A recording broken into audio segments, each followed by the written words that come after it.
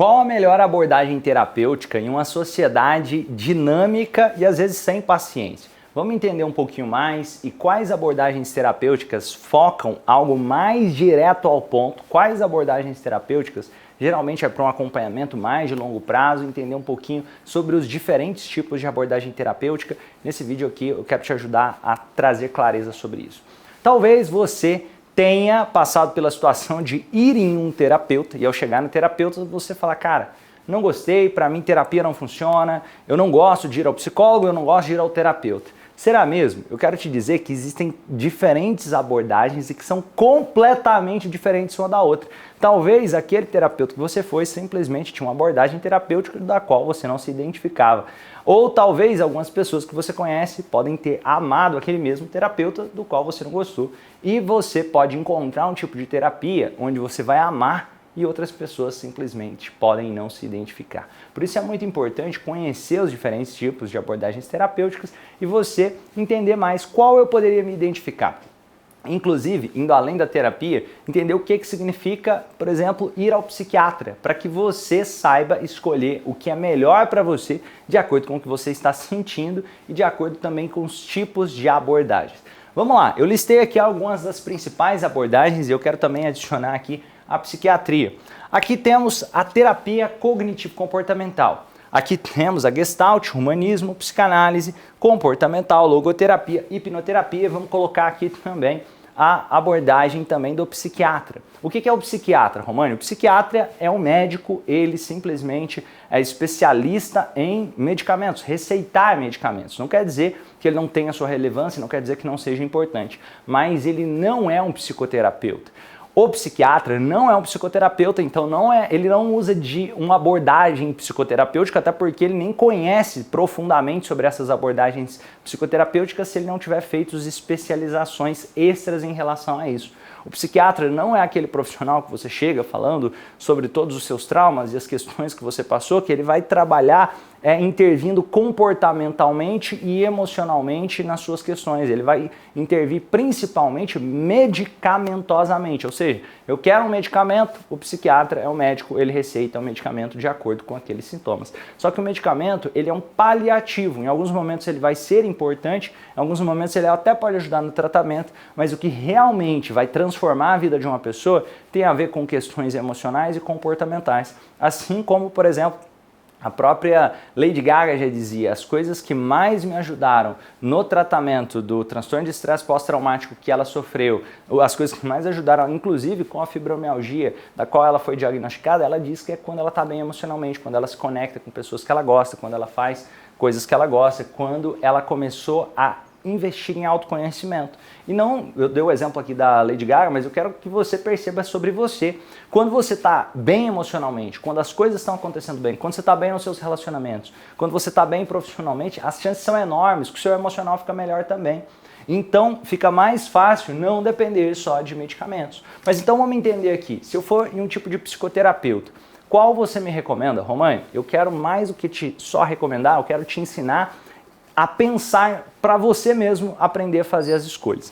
Terapia cognitivo-comportamental, ela leva muito em conta tanto o pensamento quanto o comportamento, entendendo que um pensamento gera um sentimento que gera um comportamento. Essa é a base da terapia cognitivo-comportamental e é a base para poder fazer os tratamentos, entender, peraí, qual o pensamento, qual o sentimento que veio, qual o comportamento que veio, entendendo os gatilhos, entendendo a forma de lidar de uma pessoa e a TCC, chamada assim, terapia cognitivo-comportamental, é validada cientificamente. A terapia cognitivo-comportamental tem vários artigos científicos que colaboram, que mostram a sua eficiência no tratamento de várias questões, como depressão, como ansiedade e outras questões mais. O seu precursor foi o Aaron Beck, junto com o Albert Ellis e algumas outras pessoas ali que contribuíram também nesse processo. Ela se inspira muito também na comportamental, behaviorismo ali, o Watson, Skinner, que já trabalha mais a parte comportamental em si, sem levar tanto em conta aquela parte do pensamento, a parte do sentimento, uma parte mais racional, extremamente racional, entendendo? Tem terapia de esquema, tem vários tipos de análises comportamentais, tem vários tipos que se diferenciam uns dos outros, mesmo sendo comportamentais. A diferença é que, enquanto se trata de psicologia comportamental, eu estou olhando, peraí, se eu faço alguma coisa, qual o reforço eu tenho? Qual o ganho eu tenho quando aquilo acontece? Eu vou te dar um exemplo. Vamos supor que o marido brigou com a esposa, aí ele traz flores para a esposa e a esposa perdoa ele, fica tudo bem. O que ele começa a entender? Ele pega um padrão de comportamento. Então, esse tipo de psicoterapia, ele vai olhar muito para os padrões de comportamento. Olha, eu crio uma estratégia comportamental para poder lidar com o que está acontecendo. E através das estratégias certas, através de entender os gatilhos, através de reforço, através de punição, através de compreensão comportamental, eu consigo ter melhores resultados no que eu estou buscando trabalhar, no que eu estou buscando trabalhar em mim para me tornar um ser humano melhor. A terapia cognitivo-comportamental leva mais em consideração também a questão dos sentimentos, dos pensamentos que geram os comportamentos. Agora você percebe a Gestalt terapia leva em consideração o aqui e agora, muito o aqui e agora. Por que Gestalt terapia? A noção de figura e fundo. Então, diferente de outras abordagens terapêuticas que às vezes ficam muito pensando sobre o que aconteceu no passado, os traumas que a pessoa sofreu e assim por diante, a Gestalt terapia, olha, no aqui e agora, como eu estou me sentindo? Eu quero me sentir melhor aqui e agora. Vamos trabalhar como eu me sinto no aqui e agora. A noção de que para enxergar um problema em uma situação, eu tenho que deixar de ver as oportunidades e as coisas maravilhosas que estão acontecendo naquela situação. Por exemplo, a Gestalt terapia trabalha muito com a ideia. Percebe esse exemplo que eu vou dar aqui. Tem uma pessoa que está extremamente triste dentro de casa por sentir que ela não tem comida na geladeira. E aí ela vai ficar triste e aí ela vai se sentir incomodada. E outra pessoa está sem comida e está morando na rua. E essa pessoa, ela consegue uma marquise para dormir embaixo dessa marquise e ela está super feliz porque conseguiu essa marquise para dormir embaixo da marquise. Porque essa pessoa olhou para o que está acontecendo de bom dentro daquela cena. Encontrei uma marquise para dormir embaixo. A outra pessoa olhou para o que estava faltando e isso aí gera um desconforto emocional. Essa ideia do aqui e agora, essa ideia de figura e fundo é muito trabalhada na Gestalt terapia. Tem técnicas muito poderosas utilizadas ali, como a técnica da cadeira vazia, a técnica de entender, peraí, o que eu estou sentindo agora? Porque mais do que o que o mundo externo está trazendo de gatilhos para mim, é como eu estou interpretando e sentindo todos esses gatilhos e todas essas questões que o mundo externo me traz para que através desse autoconhecimento eu consiga purificar isso dentro de mim. A Gestalt terapia também é uma abordagem bem interessante. O humanismo, vamos lá, antes de falar do humanismo, vamos falar da psicanálise aqui, que eu acho que pode trazer clareza. A psicanálise, ela já trabalha uma abordagem de muito mais longo prazo. É algo que você percebe que tem origem ali, o chamado pai da psicologia, o Freud, ele trabalhava até com ideias de regressão, ideias ali de entender que existem eventos inconscientes que causam consequências na vida de uma pessoa sem que essa pessoa tome consciência. Vem até aquela frase do Jung, que é uma frase muito famosa, que é até você se tornar consciente, o inconsciente vai controlar a sua vida e você vai chamar isso de destino. Isso é muito poderoso, essa ideia da mente inconsciente, essa ideia de que existe algo emocional ali por trás dessa mente racional, foi muito difundida através da psicanálise. A psicanálise, ela também tem algumas críticas assim que eu tenho em relação a ela, porque ela mais se aproxima da filosofia na forma de fazer o tratamento do que necessariamente do que da ciência, por exemplo. Então, a psicanálise nem sequer busca ser uma ciência, ela tem várias teorias que não necessariamente são comprovadas e que são ideias que Freud ou que seus grandes precursores tiveram, Lacan, como eu falei, Jung e vários outros, Winnicott e assim por diante. A psicanálise, ela trabalha muito com a ideia de, peraí, como é a história que essa pessoa está contando da própria história, vamos ver ali como foi a infância, o relacionamento dos pais, o relacionamento com a esposa, vamos deixar ele manifestar, entendendo que tudo está comunicando alguma coisa, dependendo da abordagem analítica aqui da psicanálise, existem diferentes formas de enxergar. Por exemplo, Freud ele olhava muito com pulsões sexuais e assim por diante. A psicanálise, em pesquisas científicas, percebe que em vários tipos de tratamentos tem uma eficiência menor, por exemplo, do que terapia cognitivo-comportamental ou do que outros tipos de abordagens terapêuticas. Por exemplo, tem um artigo que eu vou deixar aqui, que vocês vão ver ele, comparando pessoas que fizeram um tratamento para depressão, e é importante entender isso. Cada tipo de questão emocional pode ter mais eficiência com um tipo de abordagem terapêutica. Por exemplo, pessoas com transtornos de personalidade, às vezes têm bons resultados fazendo tratamento com a psicanálise. Agora, percebe que pessoas que estavam enfrentando transtornos depressivos tiveram um resultado medíocre. Basicamente, eu não sei, eu ouso dizer que talvez se a pessoa não estivesse fazendo nenhum tipo de acompanhamento, talvez o resultado estaria muito parecido ali, de acordo com a pesquisa aqui do Alfred Barrios, que eu vou deixar aqui abaixo, que basicamente depois de 600 sessões, houve ali cerca de 38% das pessoas que estavam fazendo terapia com psicanálise conseguiram sentir alguma melhora, enquanto que aqui na terapia comportamental percebeu-se que mais de 70% dessas pessoas em cerca de 21 sessões perceberam melhora, enquanto que na hipnoterapia, associada ao processo terapêutico, mais de 93% das pessoas perceberam melhora em menos de 6 sessões em casos de pessoas com diagnóstico de depressão. Então aqui vocês entenderam.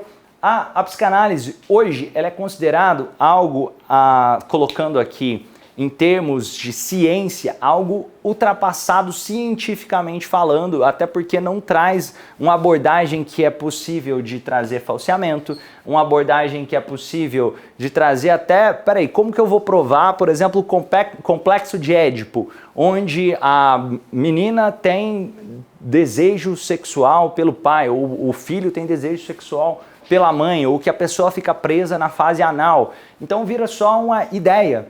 E não tem, você percebe o próprio Freud, ele não atendeu um número tão grande de pacientes, você percebe que ele fala muito dos mesmos pacientes, tem até o livro negro da psicanálise lá, que vale a pena para quem quiser questionar mais sobre isso, mas ainda assim não dá para negar que a psicanálise ela foi essencial e muito importante para a evolução da psicologia, para que a gente conseguisse chegar onde estamos hoje.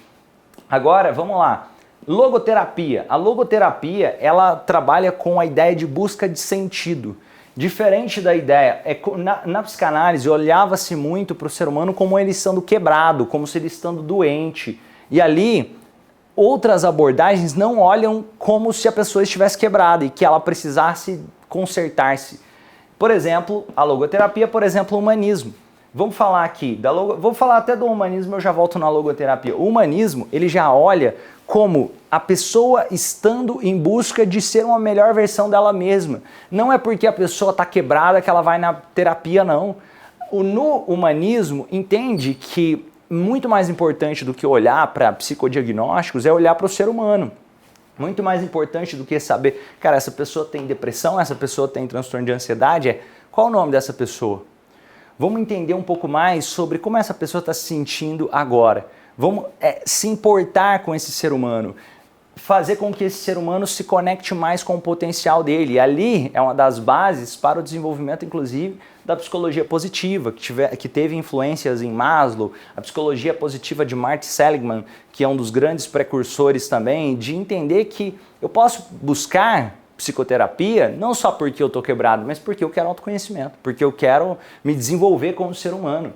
E aí vem a ideia da logoterapia, que é em busca de sentido. Isso daqui, um dos grandes precursores, Viktor Frankl, ali no campo de concentração nazista, ele percebe que pessoas, como judeu, vivendo em um campo de concentração nazista, Viktor Frankl começa a perceber que algumas pessoas simplesmente não queriam mais viver, e com razão talvez, porque em situação deplorável, às vezes sofrendo tortura, às vezes sem alimento, essas pessoas acabavam falecendo. Mas ele percebia que algumas pessoas nessa mesma situação, ainda assim, tinham vontade de viver. E ele começou a perguntar, o que te faz ter essa vontade de viver? E essas pessoas que tinham vontade de viver respondiam, olha, quando eu sair daqui eu quero encontrar o meu filho, quando eu sair daqui eu vou escrever o meu livro, quando eu sair daqui eu quero encontrar a minha esposa ou o meu marido. Elas tinham um sentido, elas davam um sentido para o que elas estavam fazendo ali. Ou, o que eu estou fazendo aqui, eu encontrei sentido de estar fazendo o que eu estou fazendo aqui. Romani, mas como uma pessoa encontra sentido de viver dentro de um campo de concentração?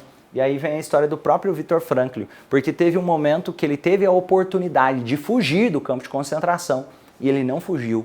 ele decidiu ficar lá. Por quê? Porque antes de ir para o campo de concentração ele era médico e ele tinha conhecimentos da medicina. E algumas pessoas, os judeus ali, às vezes estavam com enfermidades. Imagina, a pessoa, pode ser que o judeu quebrou a perna, ou pode ser que o judeu teve um corte, ou aconteceu alguma coisa, e ele não tinha muito quem procurar. O Viktor Frankl acabava cuidando dessas pessoas. Ele encontrou sentido, ele se sentia útil, se sentia importante.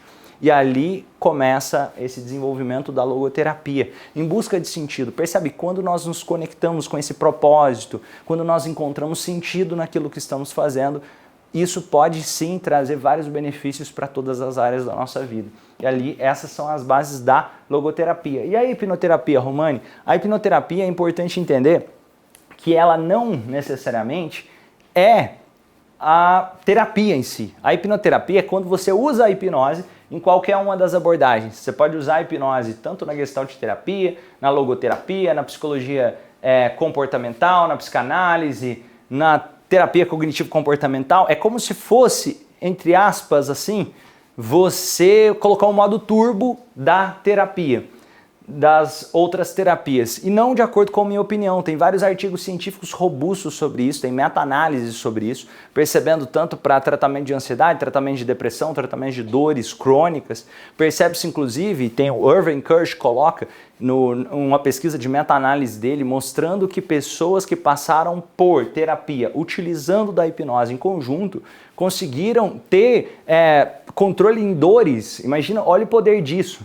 Anestesia, analgesia em cerca de 75% dos casos. Romani, mas só 75%, esse número é extremamente alto, nem vacina às vezes é tão eficiente. Percebe-se também que pessoas, em comparação, pessoas que fizeram terapia e pessoas que fizeram terapia associando a hipnose no processo, isso de acordo com artigos científicos, o processo de emagrecimento dessas pessoas, pessoas que desejaram emagrecer, as pessoas, basicamente, eu vou deixar aqui na tela a imagem da pesquisa para que fique mais fácil você visualizar, mas basicamente, pessoas que fizeram terapia tiveram resultado, aí depois começaram a ter uma recaída e depois eles conseguiram emagrecer mais, mantendo aquele resultado, só que voltando a ganhar peso ao longo do tempo, mas ainda assim conseguindo manter um nível onde ele conseguiu ter bons resultados com a terapia. Agora você percebe que a pessoa que associou a hipnoterapia no processo terapêutico,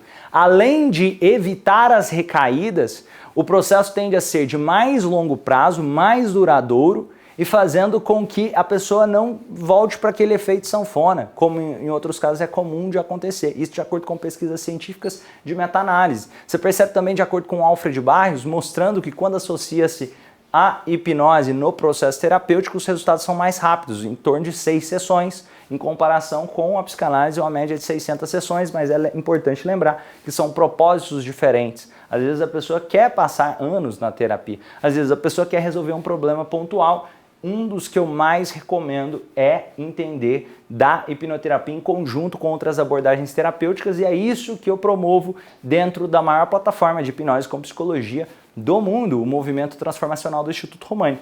Se você quiser conhecer mais, inclusive, para você ter acesso a essas metodologias, para você aprender mais sobre psicologia, neurociência, hipnoterapia, aqui nesse vídeo eu deixei aqui para você conhecer a nossa plataforma. E uma coisa incrível, você não necessariamente precisa ter uma faculdade de psicologia para poder trabalhar na área. Você não precisa ter uma faculdade de psicologia para trabalhar com terapia cognitivo-comportamental, com gestalt, humanismo, psicanálise e assim por diante, ou hipnoterapia. Percebe? Uma pessoa pode se formar como um psicanalista sem necessariamente ter ido para a faculdade. A pessoa pode se formar como hipnoterapeuta sem ter ido para a faculdade, só que ela vai fazer cursos livres, ela vai se especializar nessa área. Da mesma forma que uma pessoa pode ser um ótimo cozinheiro sem necessariamente ter feito uma faculdade de gastronomia. E aí, o que é a plataforma do Instituto Romani, o Movimento Transformacional? É basicamente uma escola de formação onde você aprende metodologias para alcançar um nível de maestria em transformar vidas. E se você quiser usar com você mesmo também, dentro da plataforma, tem várias técnicas para você aprender, entender esses princípios, começar a usar com você mesmo, praticar com os outros membros. É uma plataforma extremamente completa. E se fosse para falar, Romani, qual você recomenda? Eu não só recomendo hipnoterapia, mas como o que eu chamei, o que eu desenvolvi de hipnose transformacional. O que é essa hipnose transformacional, Romani? Basicamente é um mix que utiliza o que mais traz resultado nas abordagens terapêuticas, somando a hipnose clássica, hipnose ericksoniana, conversacional, não verbal, no processo de acordo com o cliente. Tem vários pontos do humanismo, vários pontos da Gestalt terapia, vários pontos da terapia cognitivo-comportamental que são utilizados ali, sempre olhando para o cliente, entendendo que o maior especialista do mundo na própria pessoa é a própria pessoa, o maior especialista em você é você mesmo. E quando eu utilizo o que já existe de bom em você a seu favor, utilizando desses princípios, do que eu chamo de hipnose transformacional no processo terapêutico ou para autoconhecimento, isso é o que eu chamo de hipnose transformacional, um estilo de vida. Não é um estado alterado de consciência, é um estado de consciência no qual nós estamos a todo momento. Não tem nenhum tipo de risco, é um processo de conhecer a si mesmo, de ter mais controle das emoções, dos comportamentos. Isso serve para a criação de filhos, isso serve para a gestão emocional, isso serve para potencializar o resultado, para quem tem escolas, por exemplo, trabalha com alunos, com outras pessoas, isso serve para ajudar a desenvolver equipes. Porque se tratam de pessoas. E toda empresa é resultado de pessoas. Hipnose transformacional é um estilo de vida. E a hipnose transformacional é mais do que uma ferramenta associada à terapia. É uma filosofia de vida. E eu acredito muito nessa metodologia. Se você quiser conhecer mais, eu vou deixar o link aqui na descrição. E para entender um pouco mais, tem vários e vários casos de pessoas que passaram pela metodologia com hipnose transformacional, que às vezes em 2, 3 sessões tiveram melhoras incríveis. Eu não estou dizendo que sempre será 3 sessões ou que é uma pílula mágica, estou dizendo que é um processo de autoconhecimento. A diferença é que através desse método é possível se conhecer profundamente, entender, peraí, o que eu estou querendo dizer para mim mesmo? O que eu estou querendo dizer para eu, baseado no meu eu? Quem sou eu? Quem sou eu quando não tem ninguém olhando? Como eu gostaria que as pessoas olhassem para mim? Se eu pudesse tirar uma fotografia da minha vida, o que eu gostaria de ver nessa fotografia? Como são os meus relacionamentos com os meus pais? Como são os relacionamentos amorosos? Como são relacionamentos com os meus filhos, se eu tenho filhos? Como foi a minha infância? Como foi a minha adolescência? Como eu sou no trabalho? Como são os meus relacionamentos no trabalho? Como eu sou profissionalmente? São perguntas profundas, só que nós trabalhamos a parte emocional, a parte racional e a parte biológica do corpo. E isso associado é o que eu chamo de hipnose transformacional, se tornando um estilo de vida. Se você quiser saber mais, lembra aqui na descrição desse vídeo tem todos os detalhes, seria um prazer te receber na nossa plataforma. E se você tem alguém aí que está pensando, olhando para entender, que deseja entender mais sobre as abordagens terapêuticas, sobre os tipos de terapia, compartilhe esse vídeo e vamos juntos fazer desse mundo um lugar melhor, fazendo das pessoas melhores. E lembra de se inscrever no canal, deixar um gostei se você quiser, para sempre estar atualizado em psicologia, neurociência, autoconhecimento. Grande abraço, te vejo no próximo vídeo.